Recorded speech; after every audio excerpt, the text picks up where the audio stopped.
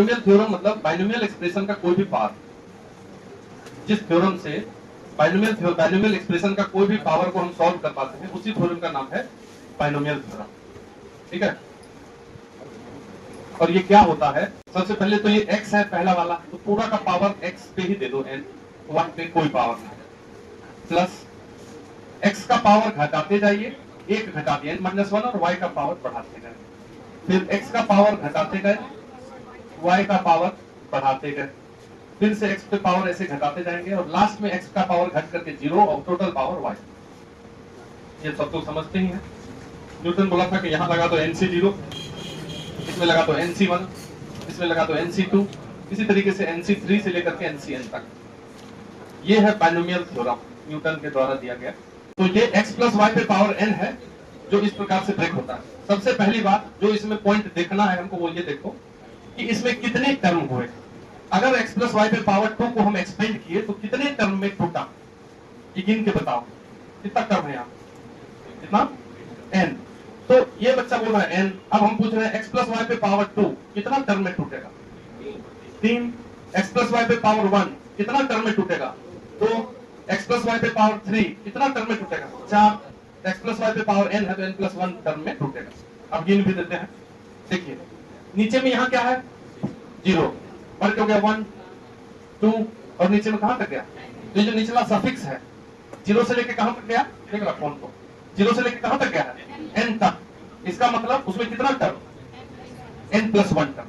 अगर गिनती गिनने आता है तो 1 से लेकर के यदि n तक गिनने बोलेंगे तो कितने टर्म, n 1 से n तक, लेकिन एक 0 भी है, कितने टर्म। तो इस एक्सपेंशन में total number of term in expanded form of x plus y to the power n, जो बात हमको याद रहना चाहिए, इस x प्लस वाई पे पावर n में n प्लस 1 टर्म है।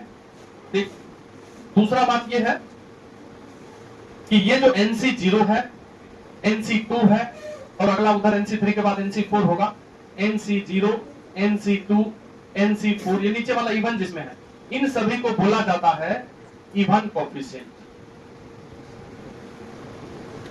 और NC1 NC3 NC5 and odd number नीचे जिसमें भी रहे उसको ऑड कोएफिशिएंट, समझ रहे बात। ठीक, अब जनरल टर्म, ठीक है, अब जैसे पहला टर्म है, यह है पहला टर्म, पहला टर्म में जो कोएफिशिएंट है वो क्या है, जो पहला टर्म में इसको कोएफिशिएंट बोलते हैं NC0। दूसरा टर्म में क्या है, तीसरा टर्म में, तो जितना टर्म है वहां यहां पे उससे एक कम रखता।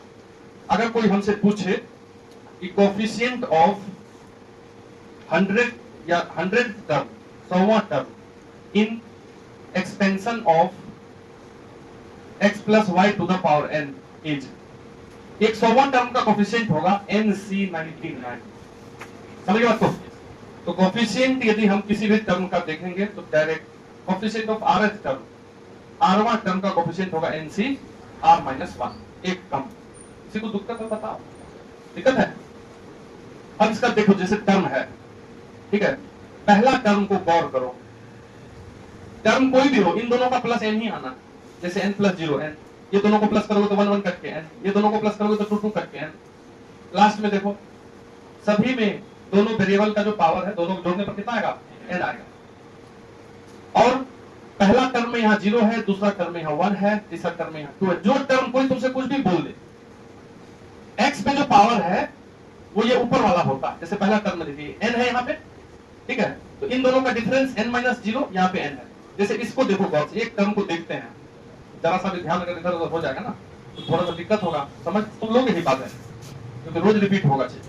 हम ये बता रहे हैं कि दोनों पावर पे गौर करो, x पे कितना पावर है, इन दोनों का माइनस n-1, और y पे कितना पावर है, ये 1 नीचे वाला, ये जो -1 हुआ वही y पे पावर। जैसे यदि कोई हमको बोले कि tr+1 लिखिए आप अपने से, इस एक्सपेंशन में tr+1 यदि लिखना है तो उसमें लिखेंगे NCr, क्योंकि r+1वां टर्म है तो नीचे तो कम होता है। अब पावर x पे भी होगा कुछ और पावर y पे भी होगा कुछ। x पे कितना पावर होता है, n-r, इन दोनों का माइनस देख लो सब में, और y पे कितना पावर होता है, वही नीचे वाला r। तो ये tr+1 हो गया, इसी को बोलते हैं जनरल टर्म। जनरल टर्म, ठीक है, in expansion of x plus y to the power n। इसको जनरलाइज कर रहे टर्म को, जैसे हम एपी में जनरल टर्म पढ़ते थे, जीपी में पढ़ते थे, उसी प्रकार से अब बोलो तुम r प्लस 1 क्यों लिए सर? r लेते तो बुक वाला लिया है इसलिए हमने लिया, कोई बात नहीं, r भी ले सकते हैं, इजी पड़ता थोड़ा आगे चलते, ठीक है। T r plus 1 is equal to n C r x पे पावर, पहले तो ये पूरा थोड़ा नोट कर लीजिए। अब देखो जैसे कि क्वेश्चन आएगा, मान लो कि फाइंड फिफ्थ टर्म, ये कोई आएगा नहीं कहीं, ये भी बता दे रहा है, ठीक है। मतलब ऐसा नहीं अब यही बच्चे पढ़ के सिर्फ छोड़ देंगे तो जो क्वेश्चन आएगा वो आगे आने वाला है, बढ़िया चीज, लेकिन इसको समझना एक्सपेंड कैसे करते हैं। Find fifth term in the expansion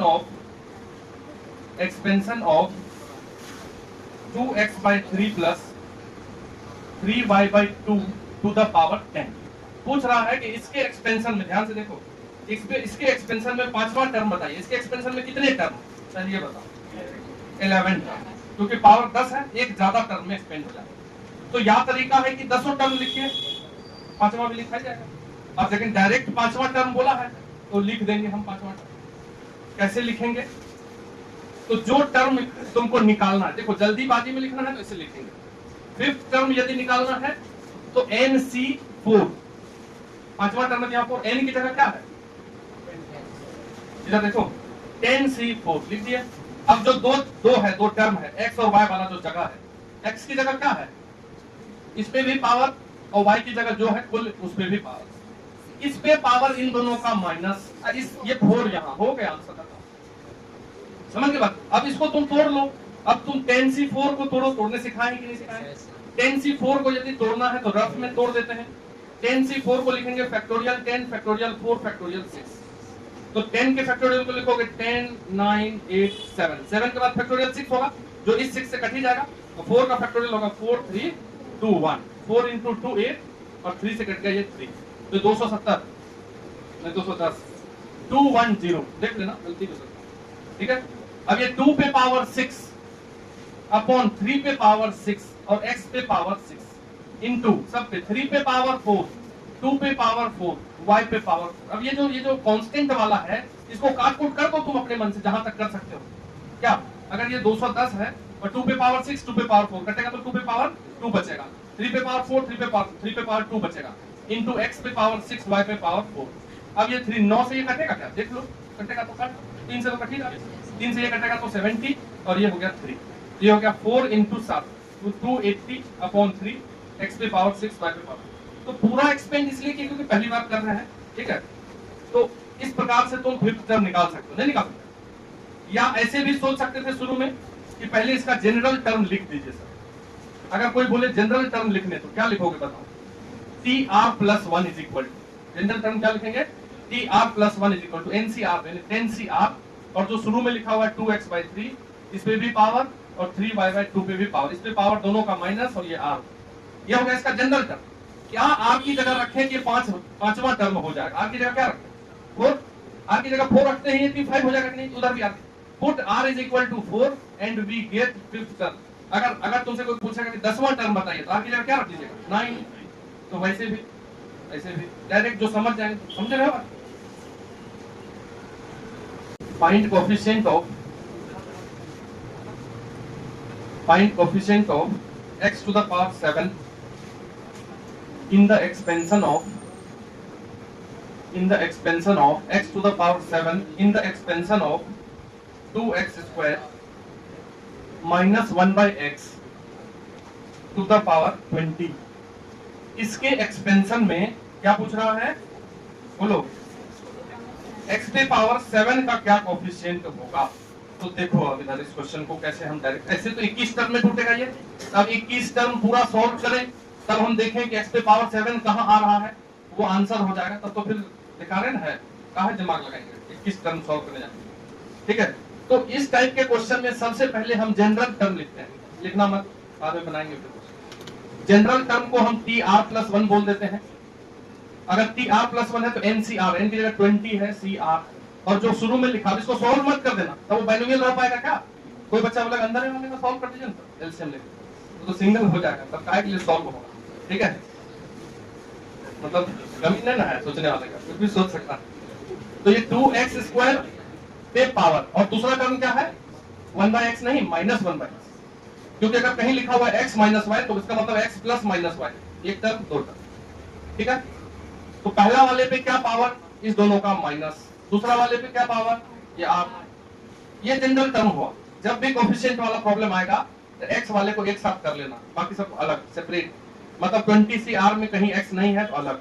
और ये देखो 2 पे पावर 20 - r, ये भी अलग क्योंकि x अलग हो गया। x वाला देखो x पे स्क्वायर है, इस पे पावर कितना है 20 माइनस, एकदम अलग अलग लीजिए सब।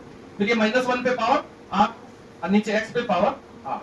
x वाला जहां भी है उसको एक साथ रखेंगे, ऐसे भी तुम x ही फाइंड करते रहते हो दिन भर, ये x और x, ठीक है।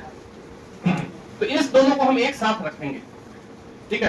तो ये हो गया 20CR, 20CR, और ये देखो 2 टू द पावर, थोड़ा खुश हो जाता है 20 - r ये देखो -1 पे पावर r, सबको अलग कर लिया, x वाला को छोड़ दे रहे हैं। x पे कितना पावर है यहाँ पे देखो, 2 को अंदर इंटू करते हैं, इसमें पावर पे जब पावर हो पावर इंटू होता है, तो 2 × 20 कितना 40, 2 × r कितना -2r, और नीचे जो x पे पावर r है वो भी ऊपर जाएगा तो माइनस हो जाएगा क्या, अरे समझो, ये x पे पावर ये हो गया, और नीचे वाला जो x पे पावर r है उसको ऊपर ले जाएंगे तो -r नहीं लिखेंगे, अगले स्टेप में लिख सकते हैं। किसी को दिक्कत है यहाँ पे, दिक्कत है तो बोलो, पूछो, बोलो, छोड़ो दिक्कत है, ये चलो छोड़ो, बना लेंगे, देख के बोलो, अभी कुछ समझ रहे हो क्या लिख रहे हो, इधर देख रहे हो ना। ये हो गया 20CR 2 to the power 20 - r -1 to the power r x to the power 40 - 3r। ये देखिए मेरा काम क्या है, x पे पावर 7 खोजना, इसको ऐसे कर दो और इसको मान लो 1। अकॉर्डिंग टू क्वेश्चन हमको फाइंड करना है x पे पावर 7 का कोएफिशिएंट, तो यहाँ पे हम r की जगह क्या रखें कि ये पावर 7 हो जाएगा, 6 रखेंगे, 11 रखेंगे तो 11 × 3 33, 40 में से, तो ऐसे देख के नहीं निकालना है, क्वेश्चन वाला बोल रहा है अकॉर्डिंग टू क्वेश्चन ये 40 - 3r must be equal to 7। Yes sir, r निकाल लेंगे, 3r उधर जाएगा, 40 में से 7 जाएगा 33, r इक्वल टू, तो मतलब जब r इक्वल टू 11 होगा तभी x पे पावर 7 आएगा, मतलब 12वीं टर्म में आएगा। r 11 मतलब टर्म कौन सा हो जाएगा 12th टर्म में x पे पावर 7 आएगा, ये बात समझना है, रटना नहीं है। तो अब r इक्वल टू 11 को जाके कहां पुट कर देंगे, इस 1 में, जिसको 1 माने हो, तो अपने आप आंसर आ जाएगा, put r is equal to 11 in equation 1, तो t 12 हो जाएगा, यहाँ पे जैसे 11 रखेंगे तो 12, 20C11, ठीक, 2 पे पावर 20 - 11, फिर -1 पे पावर 11, और यहाँ x पे पावर कितना 7, क्योंकि इसी को 7 करके 11 लाए हैं, r इक्वल टू 11 रखने से 7 ही आएगा, तो डायरेक्ट 7, तो x का पावर 7 का क्या कोएफिशिएंट हुआ, जो उसमें लगा है वही आंसर हुआ। कोएफिशिएंट ऑफ x पे power 7 is 20C11, 2 to the power 20 में से 11 जाएगा 9, और -1 पे पावर 11 माइनस होगा कि प्लस, माइनस, तो बाहर यहीं पे माइनस लगा, ये आंसर हो गया कोएफिशिएंट। अब 20C11 को सॉल्व कर सकते हैं ऑप्शन के अकॉर्डिंग, नहीं रहेगा सॉल्व तो नहीं करेंगे सॉल्व, ये आंसर होगा। और अगर समझोगे तो देखो, किसी भी एक्सपेंशन में अगर किसी x का पावर का कोएफिशिएंट पूछ रहा है तो पहले उसका जनरल टर्म लिखेंगे, जनरल टर्म tr+1, तो जो पावर है ncr, और जो दो टर्म है यहाँ पे दोनों पे ब्रैकेट लगा के पावर देना है, तो इस दोनों का माइनस, और फिर यहाँ दूसरे वाले पे जो माइनस में आ है वही, क्योंकि दोनों जोड़ करके 20 ही पूरना चाहिए। अब इसके बाद हमको कुछ नहीं करना है, x छोड़ के सबको अलग कर देना, जैसे इसमें x नहीं है अलग, 2 पे पावर ये वाला है अलग, x का पावर अलग, फिर -1 का पावर अलग, सबको तोड़ देना है, तोड़ करके x वाले को एक साथ कर देना है, बाकी सबको बाहर लिख देना, और x का जो पावर आएगा कुल उसको उतना पूरा कर देना है जितना चाहिए। x पे पावर 7 चाहिए था, इसको 7 करके r निकाल, वापस r को इसमें रखते ही आंसर आ गया।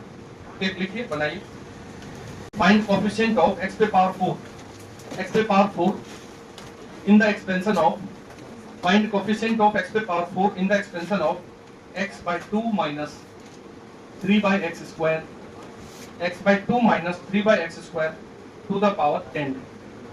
बिल्कुल आसान है, चुपचाप जनरल टर्म लिखो और ऐसे ही सजा करके x के पावर को 4 के बराबर करो, कम से कम r कितना निकलता है ये बताइए। बोल रहा है कि 2 आया r, तो जब सभी लोग 2 बोल रहे हैं तो r 2 सही है, फिर क्या, फिर बन गया। देखिए देखो जनरल टर्म क्या लिखोगे, C R plus 1 is equal to 10 C R, और दो टर्म है x बाय 2 है और एक है minus 3 by x square. Minus को ना भूल जाना, एक पे 10 माइनस आर तो दूसरे पे आर। अब इसको सॉल्व करते जाते हैं। 10 सी आर, देखो x पे पावर कितना है, अलग कर लिया, x पे पावर 10 माइनस आर और नीचे 2 पे पावर 10 माइनस आर, एकदम अलग अलग हो गया। इसमें भी अलग अलग कर दो, माइनस 3 पे पावर आर और नीचे x पे पावर 2 है और उस पे पावर आर है, x पे पावर 2 आर। एकदम आराम से हम x वाले को अलग, ये देखिए x वाला यहाँ है और यहाँ है, बाकी सबको उठा के एक साइड किया। तो 10 सी आर माइनस 3 पे पावर आर और 2 पे पावर 10 माइनस आर, ये x के अलावा जो है लिख दिए। अब x पे पावर यहाँ कितना है बताओ, 10 माइनस आर, ये नीचे वाला 2 आर ऊपर जाएगा, ये भी माइनस 2 आर। बस यही हो गया जनरल टर्म, और इसी को हम मान लेंगे 1। अकॉर्डिंग टू क्वेश्चन x का पावर शुड बी 4, बस कर देते हैं x के पावर को 4। तो नाउ अकॉर्डिंग टू क्वेश्चन, ठीक है, क्वेश्चन क्या बोल रहा है कि x का पावर जो भी आया है यहाँ पे r minus 2 r 3 r equal to 4, तो 3r is equal to 6, r is equal to 2, मतलब तीसरा टर्म में ही आ जाएगा आंसर। तो r इक्वल टू 2 को कहाँ पुट कर दें, बोलो बोलो 1 में। तो r इक्वल टू 2 पुट करते ही ये हो जाएगा t3, और यहाँ 2 पुट करोगे तो 10c2 माइनस 3 पे पावर 2 डिवाइडेड बाय 2 पे पावर 10 माइनस 2 8, और x का पावर तो यही हो जाएगा 4, क्योंकि इसी को 4 करके r हम 2 लाए हैं, तो फिर रखने की क्या जरूरत है डायरेक्ट। तो ये जो x पे पावर 4 में बचा हुआ यही क्या हो गया, आंसर हो गया। 10c2 का वैल्यू कितना 45 आएगा क्या। 10c2 को अगर सॉल्व करोगे तो 10 इंटू 9, 2 है नीचे तो 2 फैक्टर डिवाइडेड बाय 2, सब खास करने के लिए बताए थे, तो 45 आया। चलिए इसको लिख देते हैं 45 माइनस 3 का पावर 2 9 और 2 का पावर 8 कितना, 2 का पावर 8 56, 256। तो ये हो गया। अब इस दोनों को मल्टीप्लाई भी कर दो, तो कोफिशिएंट जो हो गया 45 गुना 9 करके बताओ देता हूं, 405 डिवाइडेड बाय 256, ये आंसर हो गया x पे पावर 4 का कोफिशिएंट। पूरा सॉल्व कर दिए और अपने मटेरियल में आज से बाइनोमियल बनाना शुरू कर दीजिए, बनने लगेगा।